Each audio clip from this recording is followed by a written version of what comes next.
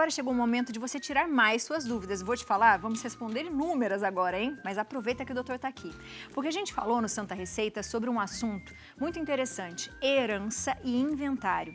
A gente entendeu que inventário é o processo formal de distribuição dos bens deixados por quem faleceu.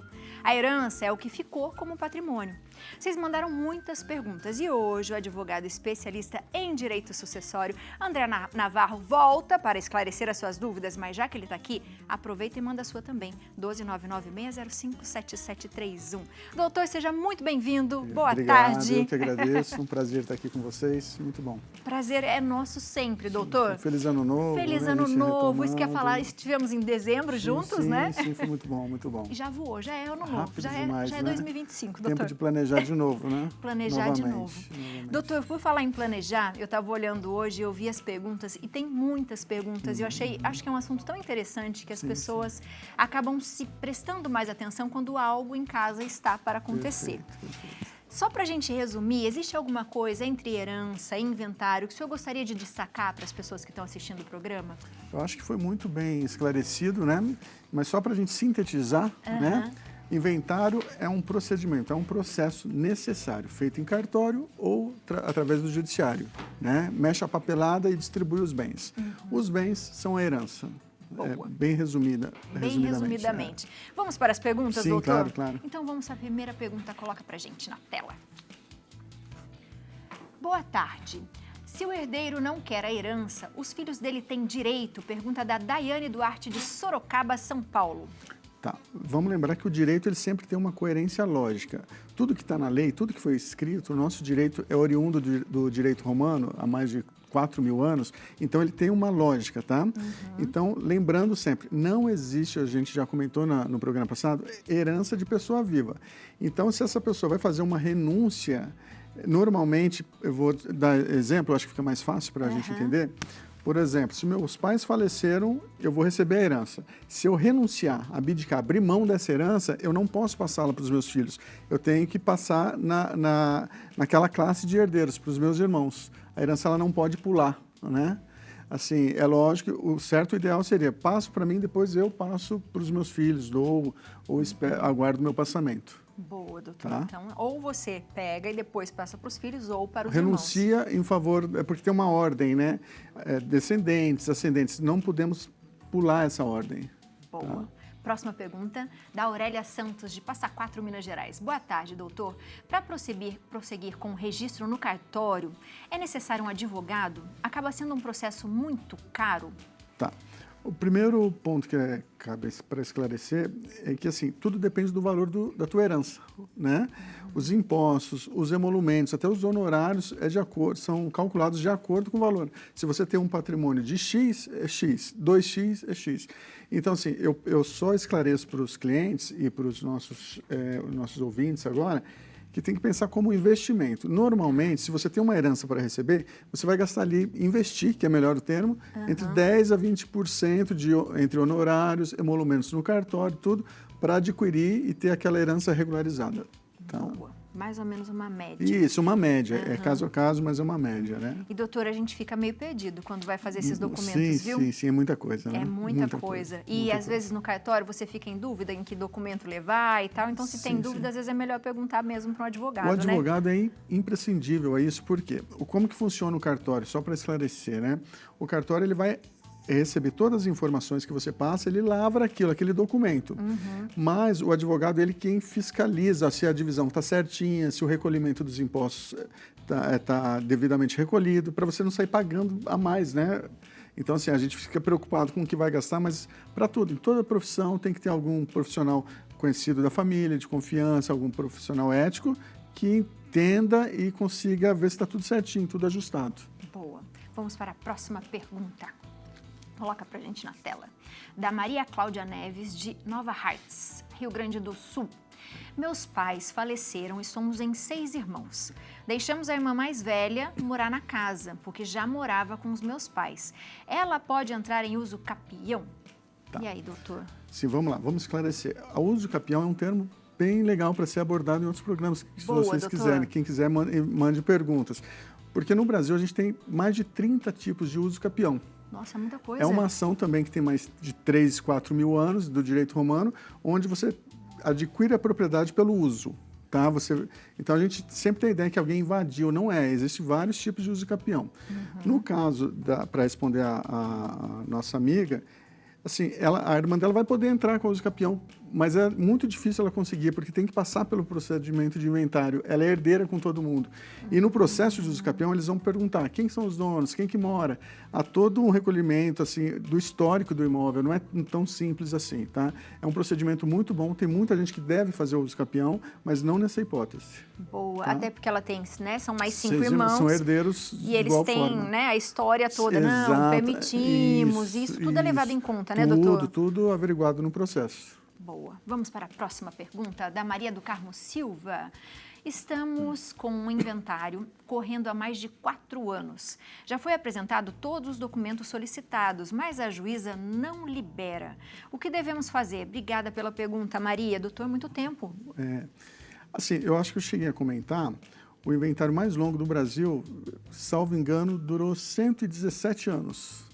Nossa, então, doutor, assim, para a gente ficar mais calmo. Não temos esperança, 4 anos está pouco tempo. As coisas estão mudando, né? Assim, existem inventários demorados e outros não. É que a gente tem que analisar caso a caso. Eu só oriento os nossos ouvintes que pensem o seguinte, sempre que alguém fala, o juiz vai liberar, a gente consulte um advogado para ver se é isso mesmo, porque o juiz ele só conduz o processo, ele recebe as informações e organiza. Não está no poder alvedrio dele, assim, eu libero quando eu quiser. Não existe isso. Isso é uma lenda urbana que muitos profissionais utilizam para assim, deixar a responsabilidade para o juiz. Nem deixar sempre uma é desculpa, assim. né, Isso. doutor? Então, se está demorando, contrate um advogado se já não tem, dá uma olhadinha no processo, não custa nada, dá uma olhadinha, vê se está tudo certinho. Se tiver tudo certo, eu tenho certeza, o magistrado vai assinar, porque o magistrado tem interesse que libere quanto antes, é serviço para ele, entendeu? Então, às vezes, a demora pode ser que não esteja tão límpido o processo, mas pode ser que tenha alguma coisinha faltando, né? Seria interessante um olhar mais atento, porque... Mas, assim, se preocupa. Quando fala, está na mão do juiz, não é bem assim que funciona, né? A gente joga tudo para o judiciário e não é. Às vezes, os mecanismos têm alguma coisa travada, é bom averiguar. Então, é bom ficar perguntando o tempo todo, né? Insista. Hoje em dia, a gente tem acesso, é lógico, nada substitui um profissional, mas a gente tem acesso à internet, procura, conversa. Eu sei que profissional que não gosta, que fica, né? Mas importune um pouquinho, é seu direito, você está pagando, você tem direito de ver da forma mais coerente, mais rápida. Todo mundo quer, né? Exato. Porque trabalha menos para todo mundo, em todas as situações. Exatamente. Vamos para a próxima pergunta do João Pedro, de João Pessoa, Paraíba. Boa tarde, minha mãe faleceu e não houve partilha de nada entre os irmãos. O nosso pai está vendendo alguns bens. Ele pode fazer isso? E aí, doutor? Vamos lá. Se esses bens estão devidamente registrados em nome do pai dele e da falecida, o pai dele não pode. Ele não pode vender porque vai ter que passar pelo procedimento de inventário. Mas pode ser que o pai dele esteja fazendo um contrato entre as partes, mas isso aí vai dar um problema, tá? Porque tem que passar pelo inventário para organizar o acervo, daí assim ser distribuído e quem tiver a sua parte vender. Doutor, e nesse caso, se de repente, na hora que foi feito o inventário, as pessoas falarem, mas tinha tal coisa que foi vendida. E aí, o que acontece? Pode acontecer, tem um instrumento que a gente chama de colação, é um termo técnico, mas nada mais é do que trazer, todo mundo faz as continhas, o dinheiro tem sempre um rastro, né? Sempre faz as continhas para onde foi vendido, tudo é documentado e tem que trazer de volta e ser redistribuído. Não dá para passar, um bom advogado que tem uma expertise na área, ele não vai deixar passar nada, ele vai saber exatamente onde foi parar. Não existe isso, foi vendido, agora perdemos, não. Né? É lógico que fica mais dificultoso, é mais difícil encontrar, mas dá para rastrear sim. E aí faz, de repente, o valor daquilo e fala assim, então se já vendeu, você tem que bancar esse valor para redistribuir? Uma redistribuição, exatamente. Boa. Vamos para a próxima pergunta da Isabel Salles. Registro São Paulo. Sou filha fora do casamento. Fiz um teste de DNA, mas agora o meu pai morreu. O que devo fazer? Primeiro ponto, ela deve, se ela já fez o teste do DNA, né? Se ela já pediu, assim, que conferissem a ela o direito de ser filha. Existe uma ação de paternidade exatamente para isso. E assim, se ela já entrou com essa ação, e pode ser póstuma, pode ser após o pai dela ter falecido. Ela entrou com essa ação, foi declarado que ela é filha, ela é herdeira igual aos outros filhos. Tá? E é bom ressaltar que quem não sabe se tem uma herança, a gente tem o direito de petição de herança por 10 anos. Se você ficou sabendo que seu pai faleceu, mas não correu atrás, já perdi tudo. Não, você tem 10 anos para procurar saber e reaver aquilo. Passou esses 10 anos, aí fica mais difícil, praticamente o direito não mais lhe dá esse direito de ter essa herança. Nossa, então tem 10 anos ainda. 10 anos. Tudo no direito tem um tempo que prescreve, uma hora acaba o prazo, né? Nada é eterno, né? Boa, boa. Próxima pergunta, doutor. Da Luciane Magno, do Rio de Janeiro. Boa tarde. Eu tenho uma conta conjunta com o meu marido, na qual eu sou a titular. Em caso da minha morte, ele poderá assumir e movimentar a conta? Puxa vida, isso é uma das coisas que mais pegam. É muito comum, eu tenho conta conjunta e minha esposa faleceu e agora chega no banco e não consegue mexer. O banco vai falar, eu quero um ofício, eu quero um inventário. Não é tão simples assim, né? A gente tem muitos casos no escritório que a pessoa chega, estava contando com aquele dinheiro, inclusive para o auxílio funerário e tal, né? E a pessoa não consegue movimentar aquele dinheiro. O ideal é que se faça um planejamento em vida, já organizando, distribuindo para saber para onde vai o dinheiro. Porque é muito comum chegar, a pessoa fala, meu cônjuge faleceu, agora eu tenho a conta conjunta, eu tenho total autonomia. Não é bem assim, tá? E varia muito de banco para banco, de gerente para gerente. Normalmente gera confusão. Nossa, e até chegar o processo do inventário, né, doutor? Enquanto isso vai passando o tempo, porque não é tão rápido assim. Mas dá para se pedir, por exemplo, pelo cartório, você abre no cartório ou no judiciário e pede para o juiz dar um alvará, ou o cartório expedir um ofício que você apresenta esse documento com o advogado no banco e eles são obrigados a... Mesmo assim tem banco que não gosta de liberar, mas daí é mais fácil. Peça esse documento já na abertura, não precisa ter terminado o inventário. Agora, tem casos que vai precisar terminar o inventário para ver quanto cada um tinha direito para poder liberar. Vai ter que esperar sim. Boa. Vamos para a próxima pergunta da Bianca Venâncio, de Juiz de Fora, Minas Gerais. Boa tarde. Eu posso deixar a minha herança para o meu companheiro de união estável, mesmo tendo parentes, irmãos, mãe e sobrinhos? Tá. No caso de irmãos e sobrinhos, a gente chama de herdeiros colaterais. Eles não são aqueles herdeiros necessários, como o filho. O filho, você faleceu, é para ele, não tem discussão. Os irmãos, eles também são herdeiros, mas vai ter que ter uma discussão, passar, ver se não tem mais ninguém, é um pouco mais flexibilizado. Agora, pelo que eu vi ali, tem a mãe ascendente, e a mãe está no rol de herdeiros. Né? Então, assim, tem os descendentes, logo vem o ascendente. Provavelmente vai ter que ter a herança passar para ascendente conjuntamente com o cônjuge sobrevivo. Então, provavelmente eles vão ter que... É que depende muito do arranjo familiar. A gente tem que olhar o regime de bens, como foi casado, quando foi casado. Existem muitas continhas para se fazerem, né? Não dá para falar que é uma coisa tão simples. Assim, se é casado, recebe. Se não é casado, depende. Vou dar a título de exemplo. Se você é casado com regime de comunhão parcial de bens, tudo que você construiu a partir do casamento é teu e da tua esposa, do teu esposo, tá? Se você é casado com regime de comunhão total de bens, tudo que você já tinha comunica. Então, existem várias regrinhas.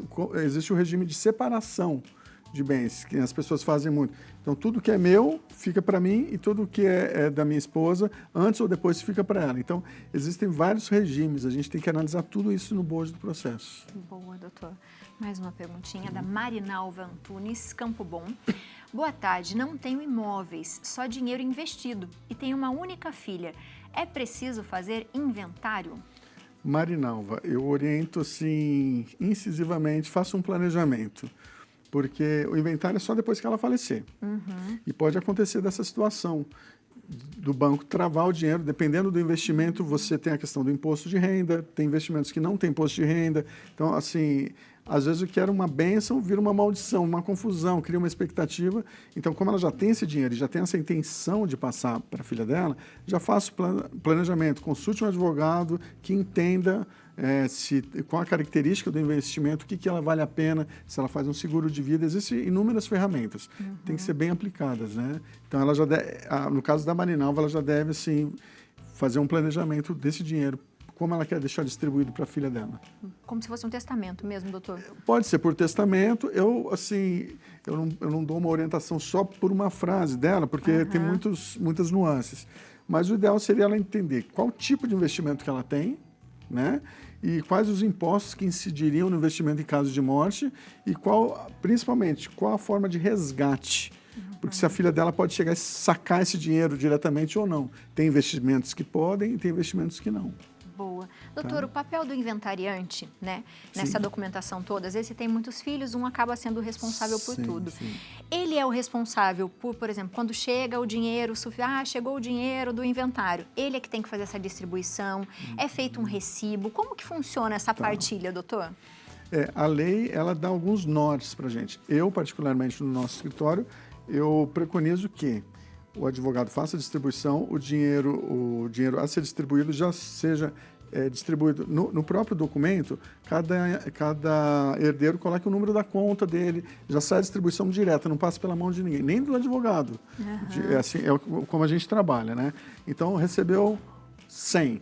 Esse 100 vai ser distribuído como? X para fulano, X, já anexa o número da conta em cartório, a gente já pede para fazer isso. Já deposita, daí não tem problema nenhum. Para não depositar na mão de um inventariante só, porque pode gerar confusão, desconfiança, né? Eu costumo falar que a falta de comunicação é a porta da desconfiança.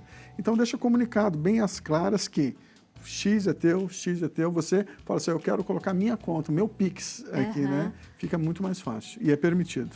Boa, doutor. Doutor, muito obrigado. Por nada.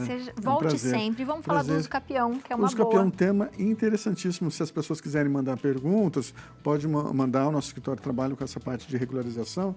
E se houver interesse, a gente volta a falar também. Perfeito, doutor. Então, você de casa aproveita, pode mandar pergunta no nosso Instagram, no WhatsApp para o doutor também, ó, @andreanavarro.as. O telefone é o 12 97 814 0179. Perfeito. Obrigada mais uma vez, doutor. Eu que agradeço. Obrigado, viu? Feliz ano novo para nós. Feliz ano novo para nós, para todo mundo aí.